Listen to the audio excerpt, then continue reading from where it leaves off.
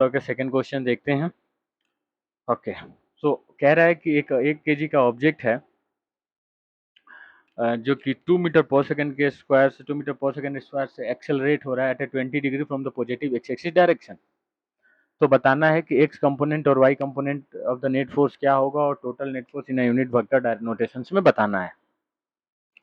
तो देखिए, ऑब्जेक्ट जो है यहाँ पर एट ए ओरिजिन पे है, मान लेते हैं ओरिजिन ओ पे है। तो जब ऑब्जेक्ट एक्सेलरेट कर रहा है 2 मीटर पर सेकंड के स्क्वायर के इस डायरेक्शन में 20 degree from the x axis के डायरेक्शन में एक्सेलरेट हो रहा है, इसका मतलब ऑब्जेक्ट जब इस डायरेक्शन में मूव कर रहा है तो आप देखेंगे कि वो एक्स डायरेक्शन में भी मूव कर रहा है और वाई डायरेक्शन में मूव कर रहा है। कैसे? क्योंकि पहले यहाँ पे था, बाद में जब ऑब्जेक्ट यहाँ जाता है तो देखिए एक्स एक्सिस से कितना इतना आया, सो एक्स एक्सिस में उन्होंने इतना मूव किया एक्स एक्सिस में, और वाई एक्सिस में देखिए आप इतना मूव किया। सो एक्सेलरेशन की वजह से मूवमेंट एक्स एक्सिस में भी हो रहा है, वाई एक्सिस में भी हो रहा है। तो अगर ऑब्जेक्ट एक्स एक्सिस में मूव किया है इतना डायरेक्शन, तो इसका मतलब कोई ना कोई फोर्स लगा होगा जो एक्स डायरेक्शन में जो कि मूवमेंट के लिए रिस्पॉन्सिबल हुआ होगा, और कोई ना कोई वाई डायरेक्शन में भी फोर्स लगा हुआ है जिस वजह से ऑब्जेक्ट वाई डायरेक्शन में मूव किया होगा। तो कितने फोर्स होंगे वो बताना है और टोटल नेट फोर्स हमें बताना है। तो हम अगर हम देखें तो हम जानते हैं कि summation of F x is equal to M into a x होता है, ठीक है। सो एक्स डायरेक्शन में एक्सेलरेशन कितना होगा? सो एक्स डायरेक्शन में अगर एक्सेलरेशन की बात करें हम, तो हम कह सकते हैं कि एक्स इज इक्वल टू कितना होगा, 2 साइन 20 डिग्री स्क्वायर आएगा, ठीक है। सो अगर हम देखें, सो हम यहां से हम ये वेक्टर एक्सेलरेशन वेक्टर लिख सकते हैं। एक्सेलरेशन वेक्टर होगा हमारा